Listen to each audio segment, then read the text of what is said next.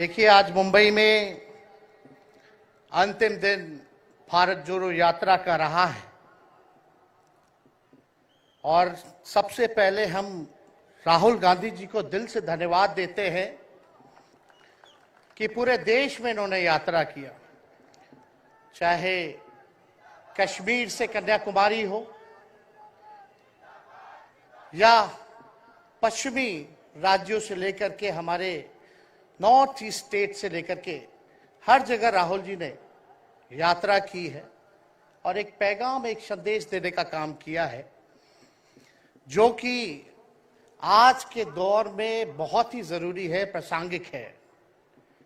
आज एक तरफ जहां नफरत फैलाया जा रहा है, जहां टकरार की बात की जा रही है, जहां प्रोपेगेंडा किया जा रहा है, जहां देश के संवैधानिक संस्थानों को हाईजैक किया जा रहा है, अस्थायी सरकारों को, चुनी हुई सरकारों को, लोकतंत्र में मतदान जो आप लोगों ने किया वैसी सरकारों को खरीदा जा रहा है, ईडी सीबीआई के जरिए डरा करके तोड़ा जा रहा है, गिराया जा रहा है। जहां सच नहीं, केवल झूठ का प्रोपेगेंडा चलाया जा रहा है, संविधान लोकतंत्र पे खतरा है, वहां आदरणीय राहुल गांधी जी ने सभी लोगों को जोड़ने के लिए, देश के लोकतंत्र को बचाने के लिए, देश के संविधान को बचाने के लिए, अमन चैन भाईचारा कायम करने के लिए, नफरत को हराने के लिए इन्होंने जो भारत जोड़ो यात्रा किया है, इसके लिए हम दिल से धन्यवाद इनको देना चाहते हैं, कांग्रेस पार्टी को देना चाहते हैं। और यहां बैठे हुए सभी महागठबंधन और इंडिया अलायंस के जो भी हमारे नेता हैं, उनको भी हम धन्यवाद देते हैं कि इस दौर में जहां पूरी ताकतें लगाई गई हों, डराया जा रहा हो, लोगों को लालच दिया जा रहा हो, लेकिन हम सब लोग मिलकर के इस देश के संविधान और लोकतंत्र, भाईचारा और जो इस देश की खूबसूरती, डाइवर्सिटी है, उसको बचाने के लिए एकजुट हुए हैं। कोई मोदी जी को हराने के लिए नहीं, उस सोच को हराने के लिए जो देश को बांटना चाहती है, उसके लिए हम लोग एक हुए हैं। हमारी लड़ाई व्यक्तिगत मोदी जी से, अमित शाह जी से नहीं है। हम लोग तो हमेशा से उन विचारधारा के लोगों से लड़ाई लड़ने का काम किए हैं जिन्होंने हमेशा से, जिनका आजादी में कोई योगदान ना रहा हो, जो तिरंगा ना फहराए हो अपने दफ्तर पे, और आज कहते हैं वो देश के सबसे बड़े देशभक्त हैं। अरे, मेरा मानना है कि देश में सबसे बड़ा अगर अपना दुश्मन है तो बेरोजगारी है, महंगाई है, आज गरीबी है, वो सबसे बड़ा दुश्मन है। आज मुद्दे की बात नहीं होती।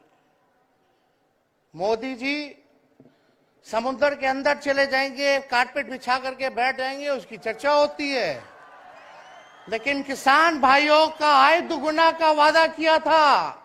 जब हम लोग सवाल पूछते हैं, राहुल जी सवाल पूछते हैं, क्या हुआ 2 करोड़ रोजगार का, क्या हुआ 15-15 लाख का, तब ये गोदी मीडिया और भाजपा के कुछ लोग एनर्जी ड्रिंक पी करके हम लोगों को गाली देने का काम करते हैं। और पटना की जो रैली हुई, 10 लाख से भी ज्यादा लोग आए पटना में, जन विश्वास रैली हम लोगों ने किया। और आज का जो जन सैलाब देकर के फिर से मीडिया के लोग और भाजपा के लोग एनर्जी ड्रिंक पीना पड़ेगा। अरे, डरने वाले लोग नहीं है यहां, हम लोग लड़ने वाले हैं, अपने लिए नहीं, आपके लिए लड़ने आए हैं, आपकी लड़ाई लड़नी है। इसलिए हम ये पैगाम लेकर के आए लालू जी का, डॉक्टर के सलाह पे ज्यादा घूमने से मना किया गया है, लेकिन लालू जी अभी भी तैयार हैं मोदी जी का दवाई करने के लिए।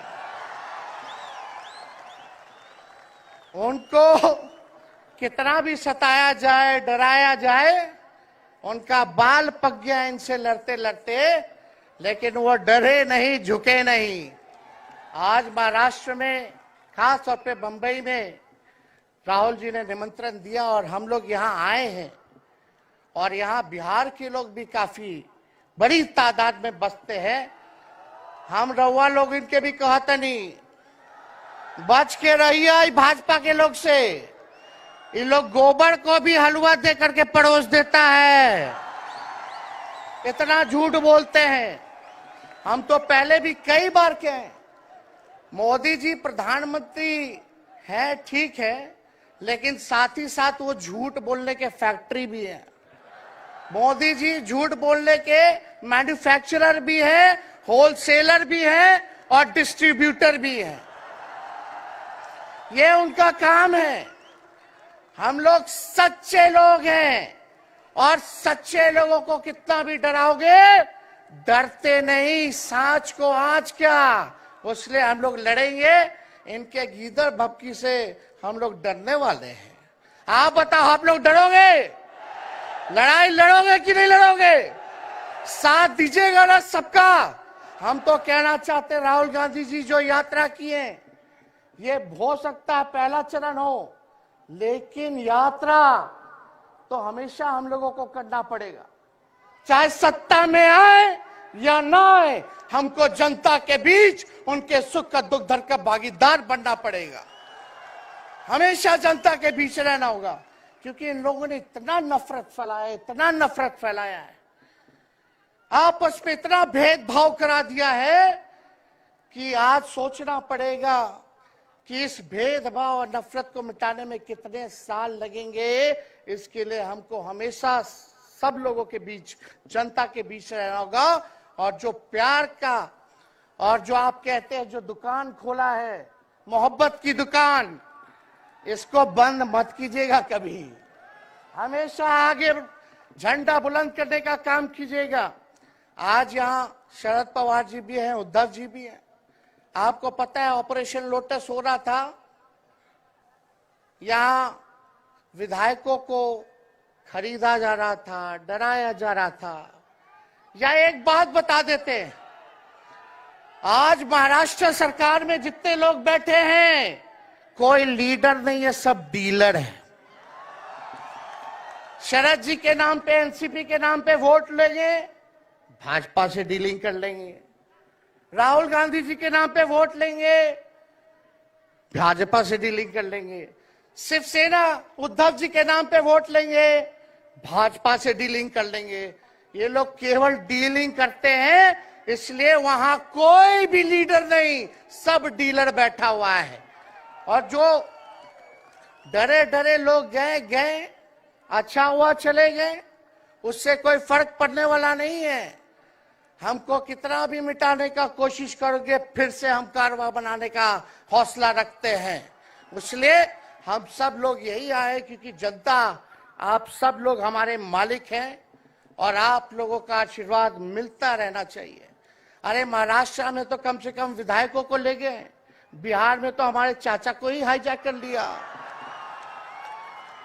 बड़ा सुनते हैं, मोदी जी बार बार कहते हैं कि मोदी जी की गारंटी जो है सबसे मजबूत वाली गारंटी है।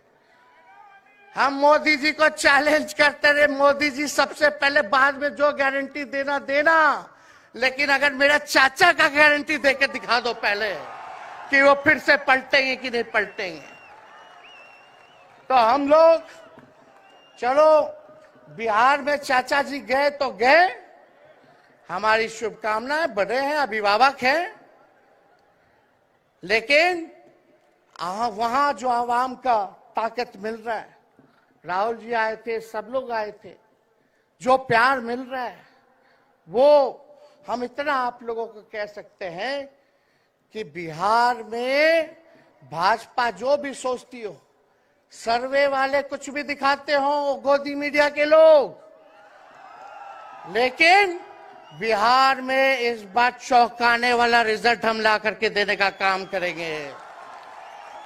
और आप लोगों को भी कहेंगे कि एकजुट हो जाइए, एकजुट होकर के लड़ाई लड़िए। ये मोदी जी क्या बोलते हैं, 2 करोड़, हम मोदी जी को चैलेंज करके बोलते हैं 17 महीने केवल डिप्टी सीएम हम बिहार के रहे, 5 लाख लोगों को सरकारी नौकरी दिया।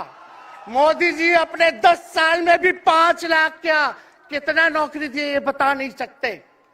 चैलेंज देते हैं, कितना सरकारी नौकरी दिया। सबसे ज्यादा बहाली रेलवे का आता था, सब चीज प्राइवेटाइज कर दिया गया, खत्म कर दिया गया। आर्मी में आता था, उसको जो है क्या किया आप सब लोग जानते हैं, कॉन्ट्रैक्ट पे सारा चीज कर दिया गया। तो इसलिए आप सब लोगों का प्यार मिलता रहे। ज्यादा समय हम नहीं लेंगे। सभी गणमान्य व्यक्तियों को, हमारे अभिभावक नेताओं को आप लोगों को संदेश देना है, वो अपनी बात को आप लोगों के समक्ष रखेंगे। लेकिन आप सब लोग एक नारा लगाइएगा, हम बोलेंगे भाजपा भगाओ, आप सब बोलना देश बचाओ। भाजपा भगाओ, भाजपा भगाओ। बहुत बहुत धन्यवाद। जय हिंद, जय महाराष्ट्र। धन्यवाद तेजस्वी जी। अब अगली कड़ी में वंचित बहुजन पार्टी के नेता प्रकाश आंबेडकर जी, वो आपका मार्गदर्शन करेंगे।